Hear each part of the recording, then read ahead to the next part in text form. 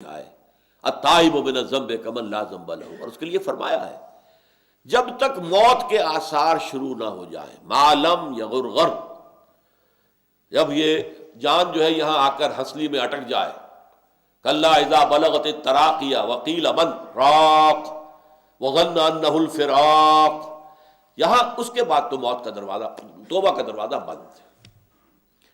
اسی طریقے سے جب آثار قیامت شروع ہو جائیں گے، اور ان میں علامات قیامت بہت سی ہیں، صغیر بھی ہے، کبیر بھی ہے، بڑی بھی ہے، تو وہ جو اکبر العلامات ہیں، جو زیادہ سب سے زیادہ بڑی، ان میں سے سورج کا مغرب سے طلوع ہونا ہے، جب وہ ہوگا تو توبہ کا دروازہ بند ہو جائے گا۔ اب اس کے بعد کسی انسان کے توبہ کرنے کی کوئی حیثیت نہیں ہوگی۔ لیکن جب تک موت جو ہے وہ اس طریقے سے قریب نہیں آ گئی ہے، یا قیامت اس درجے قریب نہیں آ گئی، اس وقت تک موت کا دروازہ کھلا ہوا ہے۔ باز آ باز آ، یہ تو جیسا کہ حدیث میں آتا ہے کہ رات کے آخری گھڑیوں میں اللہ تعالیٰ اپنے اس 7ویں آسمان سے نزول جلال فرماتے پہلے آسمان پہ آ جاتے، اور پھر ندا ہوتی ہے حل من مستغفر فاغفر لہ، ہے کوئی شخص کہ جو استغفار کر رہا ہو تو میں اسے معاف کر دوں، حل من سائل فاعطیہ، ہے کوئی مانگنے والا کہ میں اسے دوں۔ تو ہم تو مائل بے کرم ہیں، کوئی سائل ہی نہیں، راہ دکھلائیں کسے، رہنوے منزل ہی نہیں، الا من تاب۔ لیکن یہاں اب دیکھیے فلسفہ توبہ کا ایک حصہ تو میں نے بیان کیا، اور ظاہر بات ہے کہ اس کے اوپر بہت مفصل گفتگو ہو سکتی ہے، کہ ایک فزیکل ایکٹ ہے، اس کے اثرات اور نتائج ہیں، ایک ہے مورل ایکٹس، گناہ جو ہے مورل ایک اعتبار سے گناہ، اس کے اثرات جو ہے وہ توبہ کے ذریعے سے زائل ہو جاتے ہیں۔ اللہ تعالیٰ معاف فرماتا ہے، یہاں تک کہ ایسے ہو گیا جیسا کہ اس نے کیا ہی نہیں تھا۔ الا من تاب، لیکن اس کے بعد جو لفظ آیا ہے بہت، وآمن، سوائے اس کے جو توبہ کرے اور ایمان لائے۔ اب غور کیجئے یہ کیوں کہا گیا؟ تو در حقیقت معصیت، خاص طور پر گناہ کبیرہ، وہ انسان کو ایمان کے دائرے سے نکال دیتی ہے، یا یوں کہیے کہ اس کے دل سے ایمان نکل جاتا ہے، دل میں ایمان نہیں رہتا۔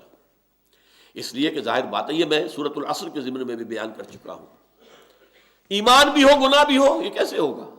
دو متضاد چیزیں جمع نہیں ہو سکتی، پانی اور آگ جمع نہیں ہو سکتی۔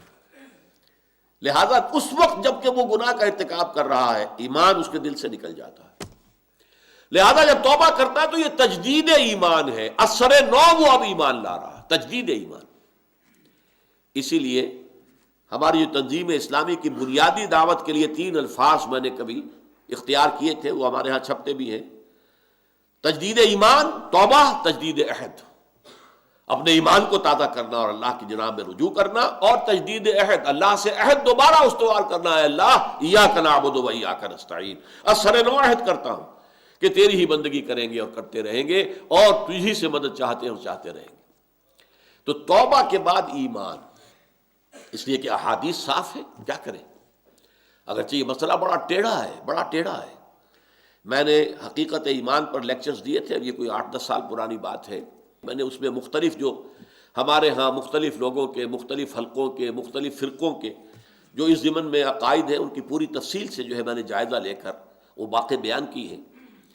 آیا جیسے آیا، لا یؤمن احدکم، تم میں سے کوئی شخص مومن نہیں ہو سکتا، حتی اکون احب الیہ من والدہ وولدہ والناس اجمعین، جب تک کہ میں تمہیں محبوب تر نہ ہو جاؤں اپنے باپ سے، بیٹے سے اور تمام انسانوں سے۔ اب اس معیار پر کتنے لوگ پورے اتریں گے؟ غور کیجیے۔ تو باقی لوگ کیا ہیں؟ وہ مومن نہیں ہیں، مومن نہیں ہیں تو کافر ہیں، کافر ہیں تو مرتد ہیں، مرتد ہیں تو واجب القتل ہے۔ چلیے وہ تو ایک چین آف آرگومنٹ ہے نا، دلیل بڑھتی جائے گی۔ ایک اور حدیث، 3 مرتبہ قسم کھائی اللہ کے رسول نے، واللہ لا یؤمن، واللہ لا یؤمن، واللہ لا یؤمن، خدا کی قسم فلاں شخص مومن نہیں ہے، خدا کی قسم وہ مومن نہیں ہے، خدا کی قسم وہ مومن نہیں ہے۔ پوچھا گیا من یا رسول اللہ، کون، کس کے بارے میں فرما رہے ہیں؟ الذی لا یامن جارہ بوائقہ، وہ شخص کہ جس کی تکلیف دہی جو ہے، شر انگیزی ہے، اس سے اس کا جو پڑوسی ہے وہ امن میں نہیں ہے، چین میں نہیں ہے۔ اب یہ آپ کہیں گے بد اخلاقی، کج خلقی، کوئی گناہ کبیرہ نہیں، کا نہ شرک ہے، نہ کوئی قتل ناحق ہے، نہ زنا ہے، صرف کج خلق انسان ہے، اور اس کی وجہ سے پڑوسی سہما رہتا ہے، پتہ نہیں کس وقت یہ کیا کر بیٹھے، کیا کہہ دے، اس سے بچ کے ہی نکلنا چاہتا ہے کہ کچھ پتہ نہیں اس وقت یہ کیا منہ سے بک دے گا. تو وہ شخص مومن نہیں ہے، خدا کی قسم مومن نہیں ہے، خدا کی قسم مومن نہیں. یہ چیزیں ذرا غور کیجیے. تو کیا وہ کافر ہو گیا، مرتد ہو گیا؟ یہ جو سب سے پہلی تفریق ہوئی ہے مسلمانوں میں اور جن کی تکفیر کی گئی بالاجماع، وہ لوگ خوارج، ان کی غلطی یہی تھی. ایسی احادیث کی بنیاد پر انہوں نے یہ رائے قائم کر لی کہ جو بھی گناہ کبیرے کا ارتکاب کرے وہ کافر ہو گیا تو مرتد ہے تو واجب القتل ہے تو اس کی جان بھی حلال، اس کا مال بھی حرام، اس کی بیوی بھی جائز ہے آپ کے لیے کہ آپ اسے لونڈی بنا کر اپنے گھر میں ڈال دیں. انا للہ و انا الیہ راجعون. اسی موضوع پر پھر امام ابو حنیفہ کی کتاب ہے الفقہ الاکبر، مومن کون ہوتا ہے، مسلم کون ہوتا ہے. تو یہ جو ایمان کہا جا رہا ہے نہیں ہے، خدا کی قسم نہیں ہے. خدا یہ اصل میں ایمان کی نفی تو ہے، اسلام کی نفی نہیں ہے. یہ دو چیزیں علیحدہ ہیں. قالت الاعراب آمنا قل لم تؤمنوا ولکن قولوا اسلمنا. وہ تو معلوم ہوا کہ دو چیزیں جو ہے علیحدہ ہیں. یہ بدو کہہ رہے ہیں ہم ایمان لے آئے، نبی سے کہہ دیجیے تم ایمان ہرگز نہیں لائے ہو، یوں کہو کہ ہم اسلام لے آئے. تمہارے اسلام کا دعویٰ قبول، تمہارا دعویٰ ایمان رد. تو ایمان اور ہے، اسلام اور ہے. اسلام سے نکلنے والا مرتد ہوتا ہے. ایمان کی حقیقت انسان کے دل سے نکل گئی یا وہ دائرہ ایمان سے نکل گیا، یہ میرے الفاظ ہیں. لیکن مسلم وہ رہے گا. چاہے ایک شخص نے زنا کیا تھا اور آپ نے اس کو رجم کیا ہے، پتھر مار مار کے مارا ہے، پھر بھی اس کی نماز جنازہ آپ پڑھیں گے، وہ مسلمان ہے، وہ کافر نہیں ہو گیا ہے، مسلمان ہے. تو اسلام اور ہے، وہ ایک قانونی حدود ہے جس میں رہنے والا شخص مسلمان ہے. ان قانونی حدود سے نکل جائے گا تو وہ کافر ہوگا، مرتد ہوگا. لیکن جو شخص ان قانونی حدود کے اندر ہے تو آیا اس کے دل میں ایمان بھی ہے یا نہیں، یہ بالکل دوسری بات ہے. تو ایمان کی نفی ہے گناہ کبیرہ. چنانچہ فرمایا لا یزنی الزانی حین یزنی وہو مومن، متفق علیہ روایت ہے. کوئی زانی حالت زنا میں، حالت ایمان میں زنا نہیں کرتا. کیسے ہو سکتا دل میں ایمان اور زنا ہو رہا؟ تو اس ایمان کی دو کوڑی کی قیمت نہیں ہے. پھر کیا فائدہ اس ایمان کا جو انسان کو روک نہ سکے؟ لا یزنی الزانی حین یزنی وہو مومن ولا یسرق السارق حین یسرق وہو مومن ولا یشرب الخمر حین یشرب وہو مومن. کوئی زانی حالت ایمان میں زنا نہیں کرتا، کوئی شرابی حالت ایمان میں شراب نہیں پیتا، کوئی چور حالت ایمان میں چوری نہیں کرتا. جب یہ کام کر رہا ہے ایمان اس کے دل سے خارج ہو گیا. اور ایک اور حدیث میں بیان کیا گیا جب انسان توبہ کرتا ہے تو وہ ایمان لوٹ آتا ہے دل میں. بلکہ بڑے پیارے الفاظ ہیں، جب انسان گناہ کرتا ہے ایمان اس کے دل سے نکل کر اس کے سر پر ایک پرندے کی طرح چکر لگاتا رہتا ہے. اگر توبہ کرتا ہے واپس آ جاتا ہے، توبہ نہیں کرتا رخصت ہو جاتا ہے.